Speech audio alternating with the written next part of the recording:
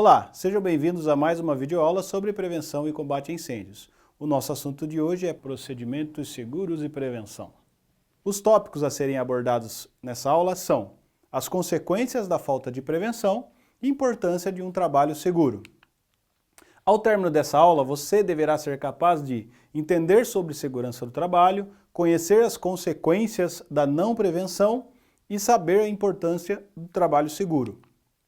Muito bem, então para que a gente possa entender um pouco sobre esse assunto, sobre procedimentos seguros e prevenção, a gente tem que entender um pouquinho da história, né? Nós temos lá a Revolução Industrial na Inglaterra, ocorrida, né, na Inglaterra especificamente.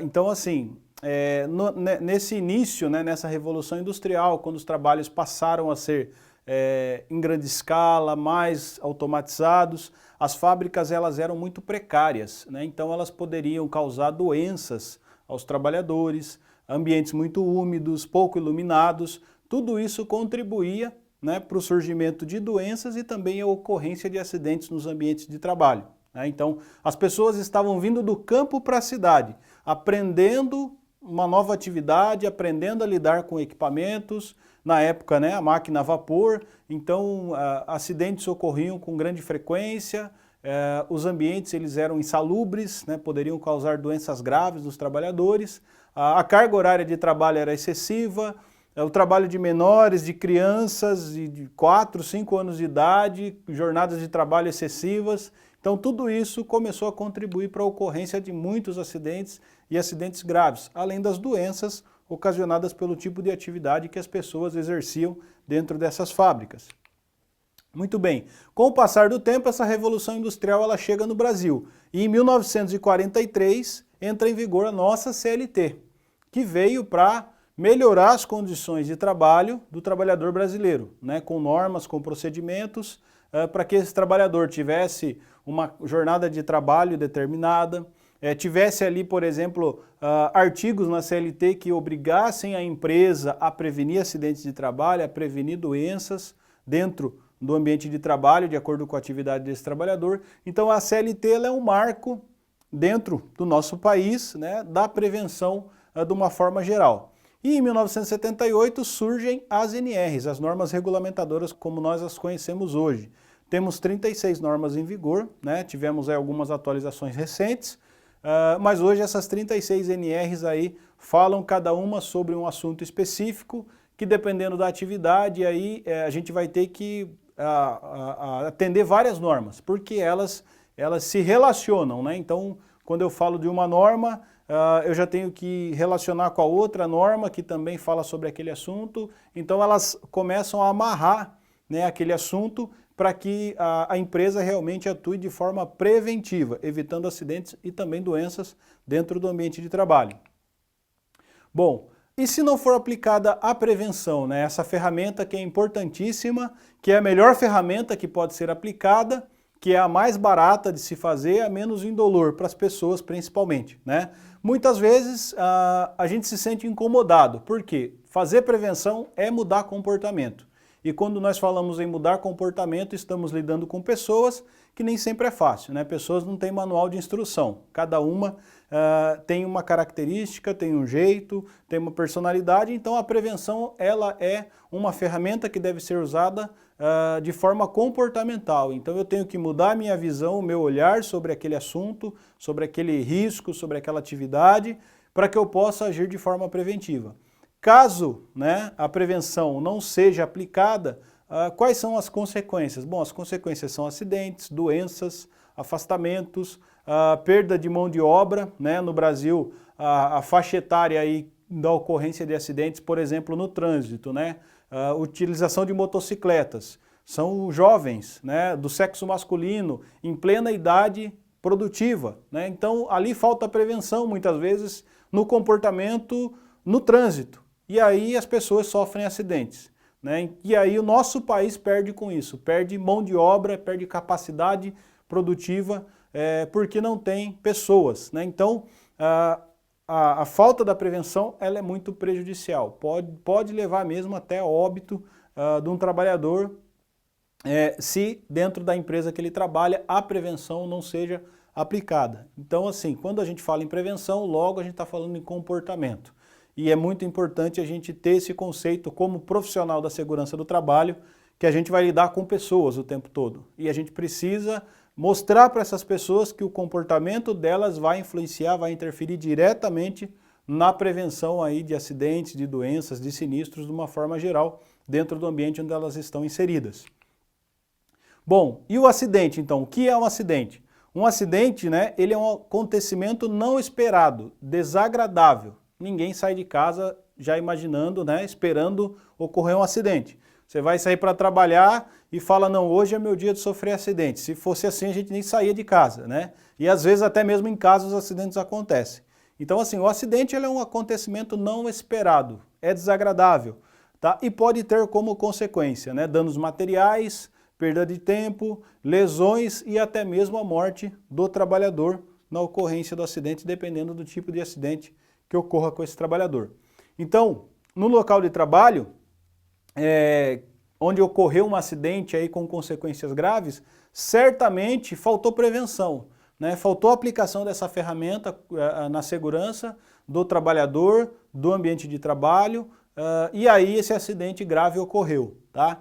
Então, assim, estudos provam, né, que se você monitorar situações de quase acidente, por exemplo, onde poderia ter ocorrido um acidente, se você conseguir corrigir aquela situação, você consegue prevenir que os acidentes se materializem. Ou seja, eu tenho uma calçada ali na empresa que é de grande fluxo, que leva até o refeitório da empresa, por exemplo. E ali eu tenho um desnível, eu tenho um degrau na calçada, né, ou um buraco.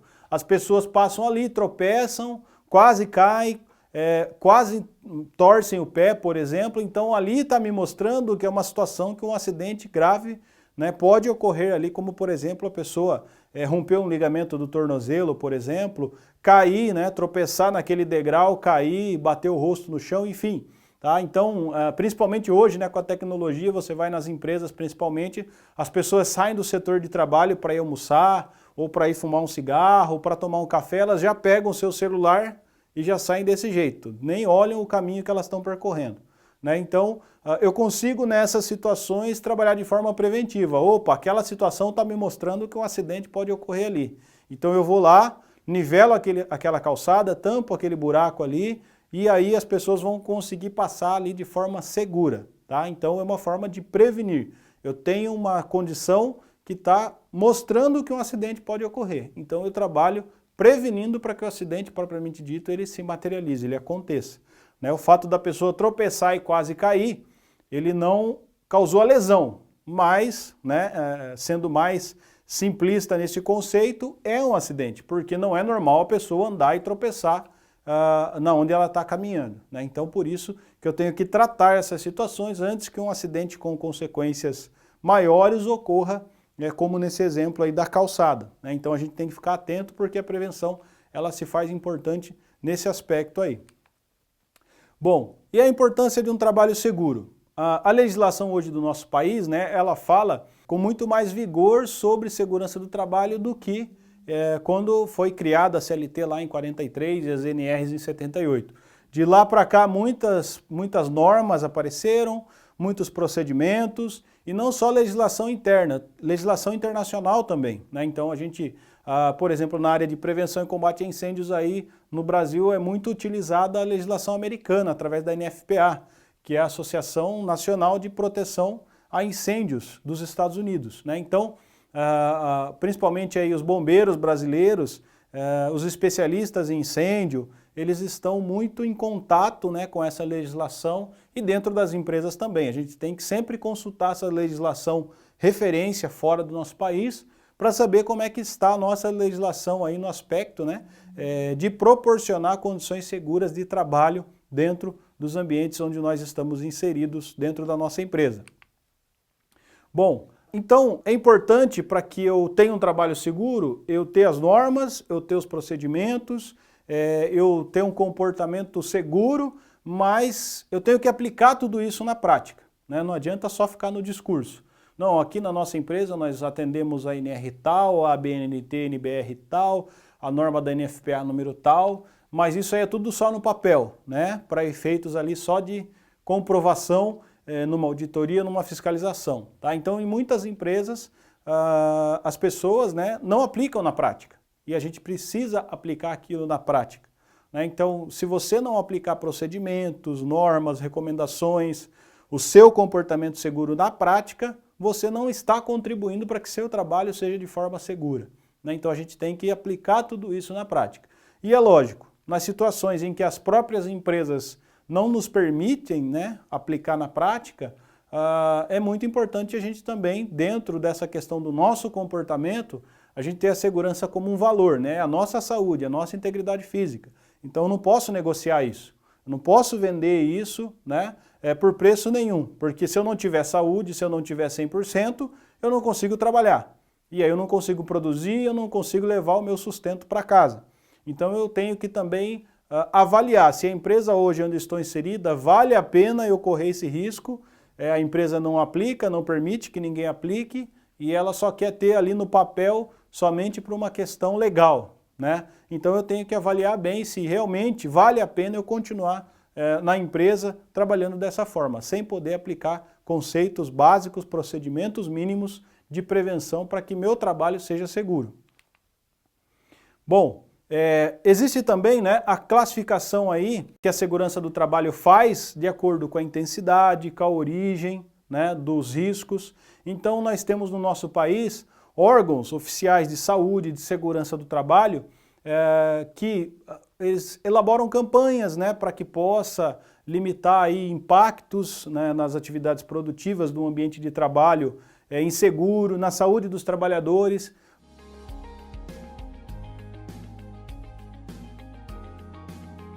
Porque hoje é conceito comprovado isso, que um ambiente de trabalho seguro, ele é um ambiente produtivo. Onde a pessoa se sente segura para trabalhar, ela tem mais foco para a sua produtividade, para a sua qualidade, porque ela sabe que ela está num ambiente seguro. Ela está trabalhando com uma máquina, com um equipamento seguro.